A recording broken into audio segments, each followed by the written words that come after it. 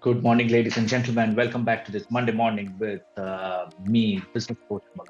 So I hope you had a fantastic weekend and back to business on this Monday morning. So we are on day 16. We are back to our life and business transformation series, day 16. Last week, day 15, we spoke about productivity and self-discipline. You can't earn money if you can't control your emotions. That's what we spoke about. And we said that self-discipline is doing the things that we know we need to do. And if we do these things consistently, there is no way we will not have high productivity. And the opposite of self-discipline is sabotage. And five strategies that we had discussed last time: do your daily tasks or list, know your weaknesses, have your plans, have a cheat day or hour, and what do I need to do to get things I want? These are the five strategies that we've spoken about. If you want to know more about those strategies, please visit our Facebook page or our YouTube channel. And or if you have watched them and you still have queries, please reach out to me at 98191 22170. Put in a comment on the Facebook page.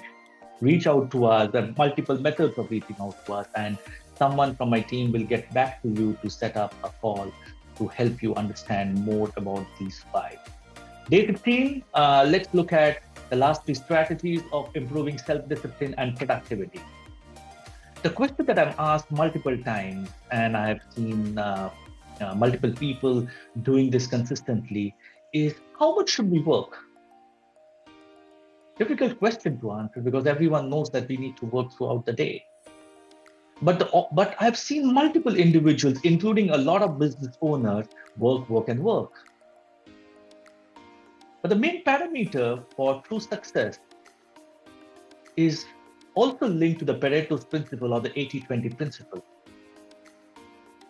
A big part of self-discipline is thinking in advance. And that is where we use the Pareto's principle.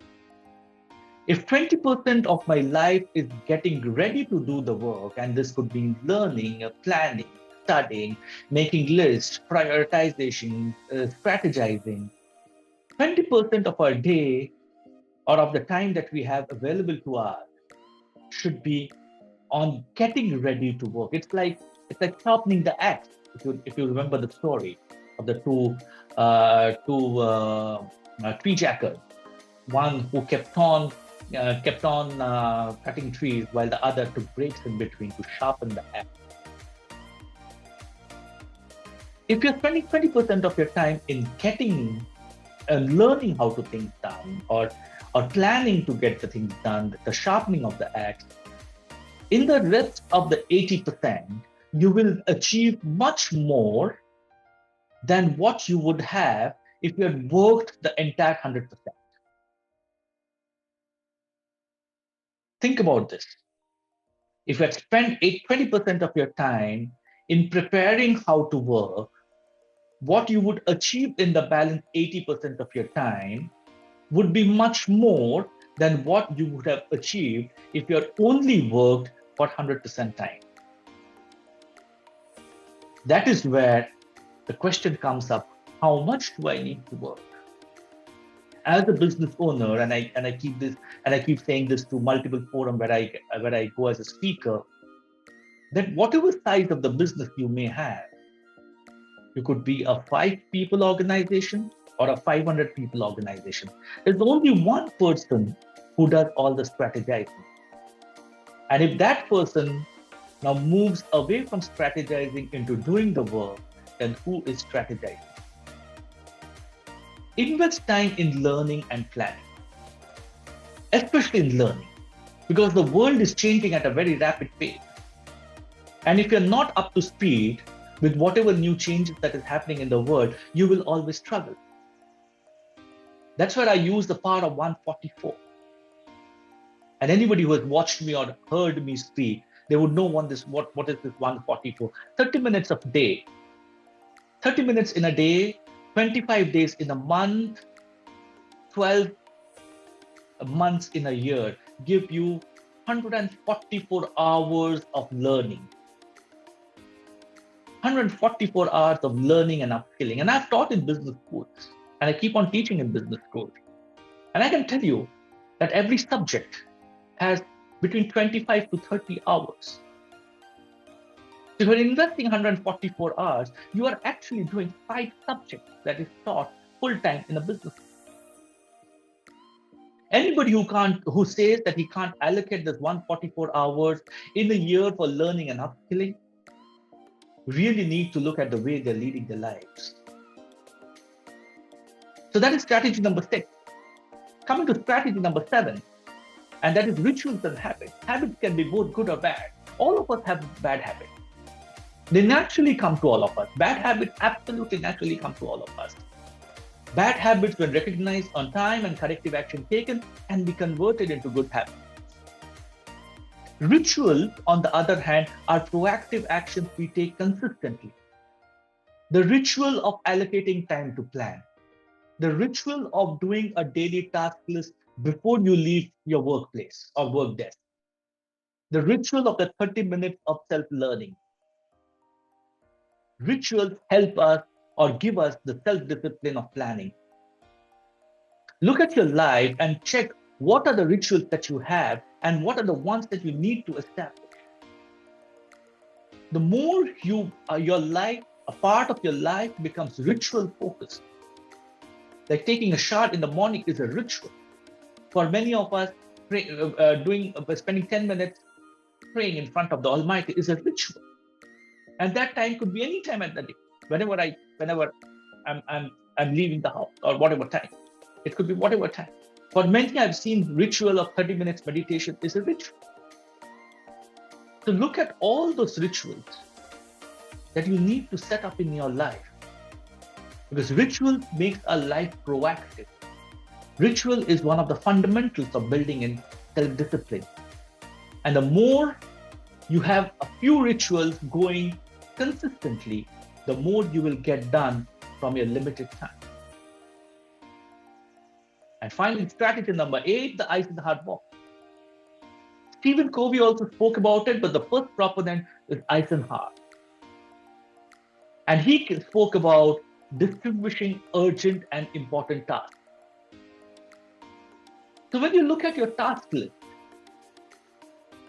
you need to set priorities by the A, B, C, D classification. And I'm going to simplify this, but people who want to know more about this Eisenhower model or the Steve Covey, whatever he has written in the in his book, the Principles of a Powerful Individual, you can read that, or you can let me know, and I'll share some articles with you. So all your tasks have to be prioritized. Now, most of us who have not prioritized tasks will face a certain challenge, but that's okay. Taking action is the first step. So the task A are those tasks that are both urgent and important. They have the dimension of demand. You have got to do them now before anything else.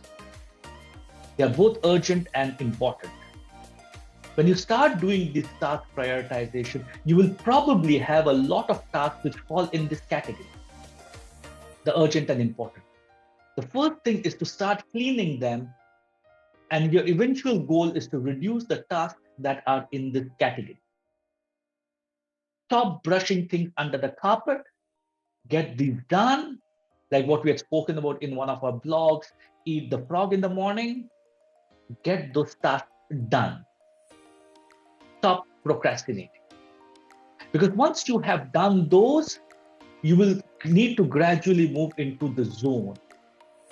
Zone are those tasks which are important but not currently urgent. Things like planning, creating a default diary, taking care of your health, completing a business plan, doing a course are very important, but maybe currently not urgent, not on fire. Some people call it to be in the zone. And the more our life is in the zone, the more we will stay away from category A.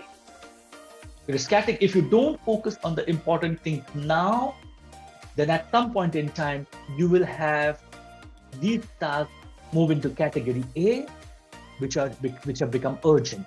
And we all know that whenever we are focusing on the urgent things, the ability to give time to think through is limited. Category C, these are the category of tasks which are urgent but not important. This is what we call the dimension of delusion.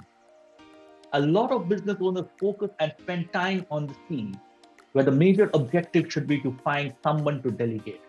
And we have all gone through this, and I'm sure you have gone through this during the day, when you've done an amazing amount of work during the day, but at the end of the day, you've asked the question, what have I got done? What have I achieved? And the answer is this.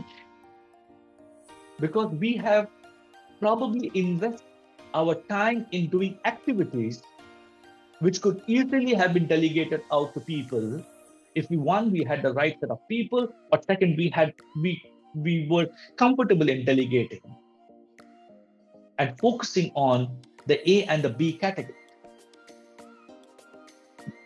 And finally, we move into category D. This is the dimension of distraction. These are neither urgent nor important. And please don't misunderstand me when I say that these tasks should not be done. This will have to be done during the day, because we are not robots. I keep on saying we are not robots. But spending unnecessary amount of time watching TV, blindly surfing the internet, just scrolling through your WhatsApp messages, scrolling through your Facebook without a goal. Using Facebook can also be a goal, that I want these things done. Going into a WhatsApp, are these things done? But blindly scrolling them and spending unnecessary amount of time are tasks D, which are neither urgent nor important, and this is what are distractions. And many times, not so successful people spend an inordinate amount of time in the distraction. These are some of the things we just need to eliminate. Yes, you would need to find some time doing nothing, but look at the amount of time and the consciousness of doing those activities. So these are the 8 strategies by which you can build up your self-esteem. Now, like I said last time, let's link it up to self-confidence and self-esteem. Because as a business owner, this is uncompromisable.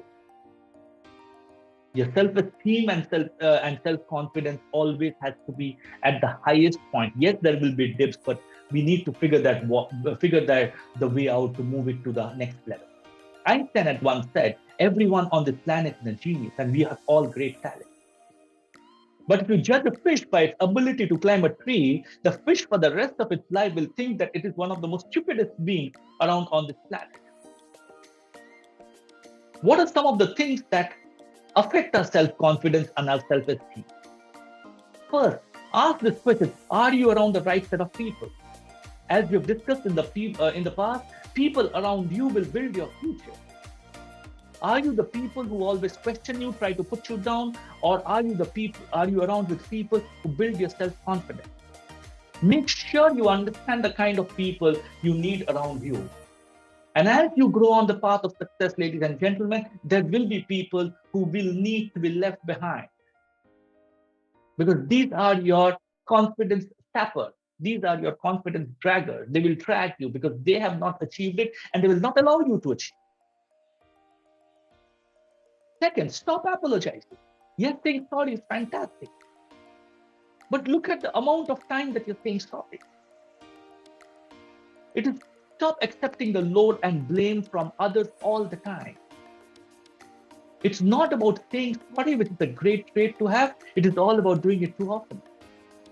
And the third is the big one. It is your overthinking. Thinking is a great attribute, but overthinking can create problems that didn't even exist in the first place. Fourth, generalization.